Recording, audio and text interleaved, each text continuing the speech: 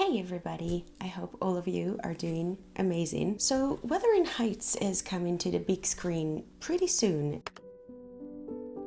And as someone who talks about classics all the time, it's quite embarrassing to admit it, but I never actually read this book, like properly read it. I read a version of it when I was in high school, like an ESL young readers adaptation. And so I know the general lines of the story, but I also remember that it was confusing, very twisted and dark, and to be honest, I think I didn't really understand it. So I was thinking maybe now as an adult this could be a great opportunity to pick up this book and read it and hopefully discover that it's considered a classic for a very good and beautiful reason. I think it would be really interesting to explore it and see what I understand from it now and in general what I think of it. And then the idea of what I'm going to talk with you about today came up. It wasn't actually my idea, it was my brother's. Shout out to Adam, who suggested doing a sort of book club with you guys. And I thought that's a wonderful idea because not only can we read books together, but we can also engage a little bit more, share this process and have something in common, something that we can do together and feel a bit more connected. I don't know, perhaps you're part of a book club already, or maybe you run a book club yourself. But for me, it's so appealing to do something like this, where I can be in the comfort of my own home, not pressured by time or anything, and just talk about books and ideas. I don't know how many of you will want to participate in something like this and treat it as an actual book club, but I know that I would probably super enjoy it. And worst case scenario, nobody will read together with me, nobody will share their thoughts, and that's fine, but at least I'll be doing the things that I love. I'll read, I'll enjoy the whole process, I'm sure of it. And you can either join the reading or just enjoy afterwards the review of the book, the lessons that can be learned, and learn about the context and theories and stuff like that, which I'm sure will be fascinating, especially if we read a classic, because there's always so much to unpack. And I think it's going to be a wonderful adventure. So the first and most important thing was, of course, to find a name. Tell me you have ADHD without telling me you have ADHD. More often than not, I'm obsessed with things that don't really matter. Anyway, I came up with a name after tons of lists on lists of names. I was looking for a name that would say something about each of us, not something that is related to me or to YouTube, not something that is related to anything specific, just a name that any of us can relate to. So the name is, drumroll please, Bookminded.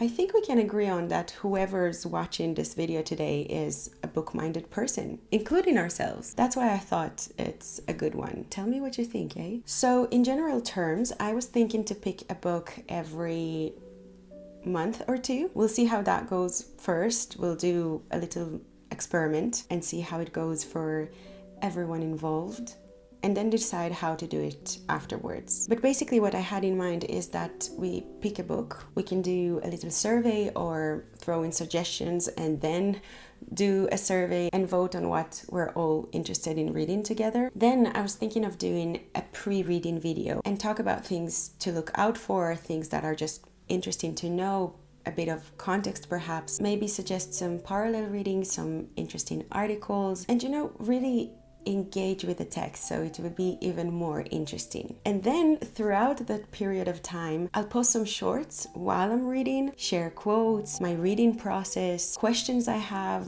thoughts, ideas, things to explore a little bit further. And of course, I'd love for you to participate as much as you can and engage with it and post your thoughts as well, your ideas, your favorite quotes, whatever comes to mind. And if you decide to post something on social media, you can tag me and I'll follow you and cheer you on as well. And then after we finish the book, with no specific timeline, especially if we read a classic, I don't want to rush ourselves. We will aim to finish in a month or two, but from my experienced point of view, life can and will get in the way. So I want us to be gentle with ourselves and keep it fun as much as possible and not a chore. But after we finish, I'll make a full-length video that gives a proper review with context, with information that's useful for reading the text. I'll share some thoughts, some theories perhaps, and things like that. And you'll be able to watch it whenever you finish reading. I think that most likely you'll wait for me to finish reading, filming, editing, and all of that. Apologies in advance. And yeah, I think it will be interesting even if you're not reading the book, because you're